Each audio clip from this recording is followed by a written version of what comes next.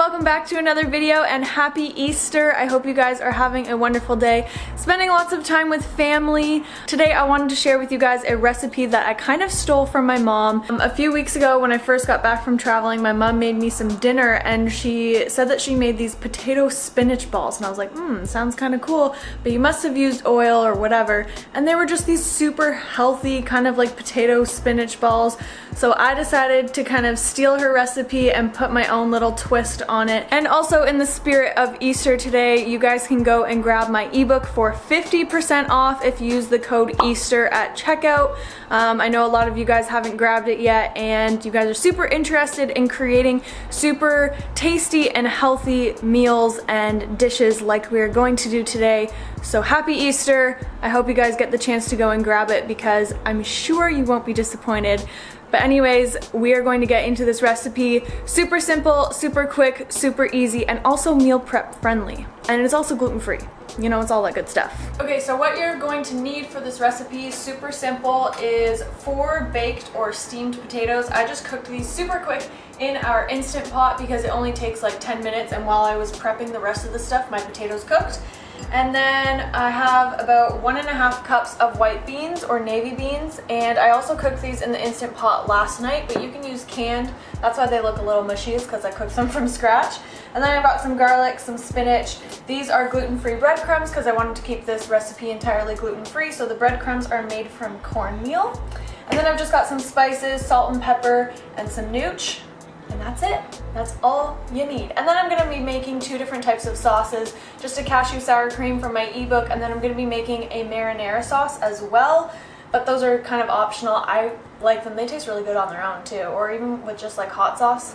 Really versatile. So what we're going to get started with first is cooking our spinach and our garlic, and then we'll just kind of add everything into this bowl, mash it all up, roll them into balls, roll them in breadcrumbs, and then shove them in the oven, and that's pretty much it. So I'm just going to add the garlic to this non-stick pan, and I'm just going to cook it for 1.5 minutes or so, just to kind of get that raw edge off of it. And while that's cooking, I'm going to chop up this spinach.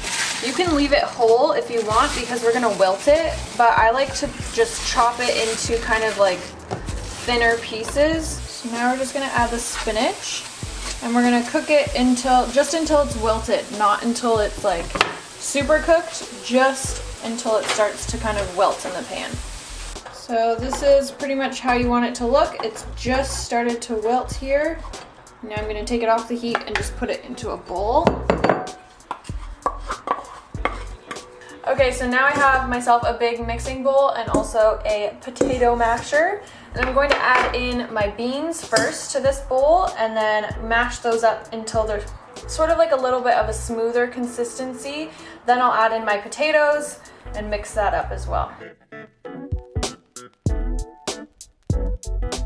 I like to keep the skins on for this recipe just because, one, the skin contains a lot of nutrients, and also you don't really taste it, especially if you cook the potatoes in the Instant Pot. The skin just isn't super dry or anything like that. It just blends really well.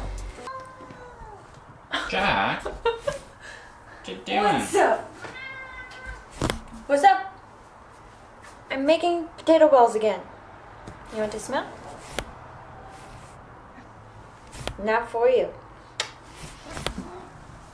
So I'm gonna add just a little bit of salt.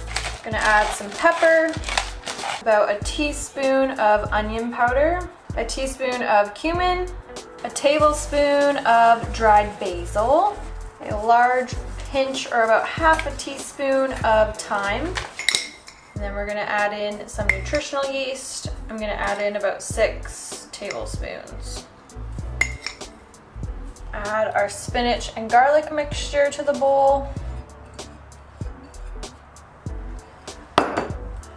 And then mash everything up so it's a smooth consistency.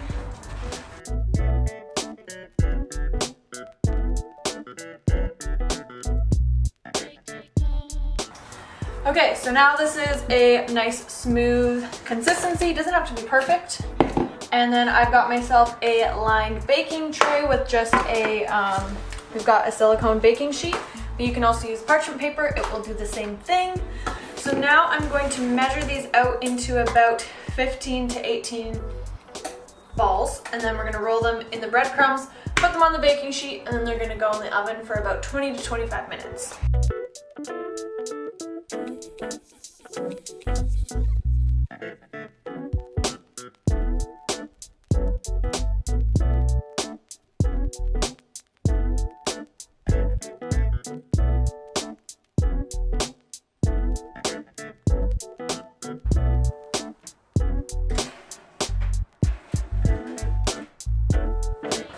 Okay, so they've been baking for about 22 minutes.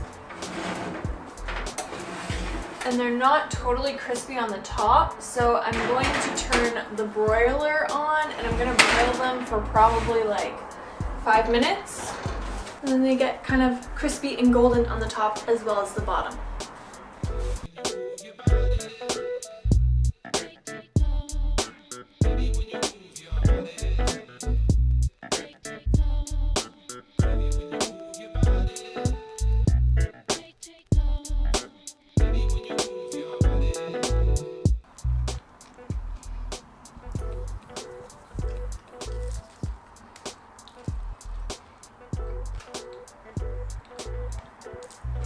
Alright guys, so while these were just finishing up in the oven, I created 2 little sauces. I did a cashew sour cream, and the recipe for my own little cashew sour cream is in my ebook.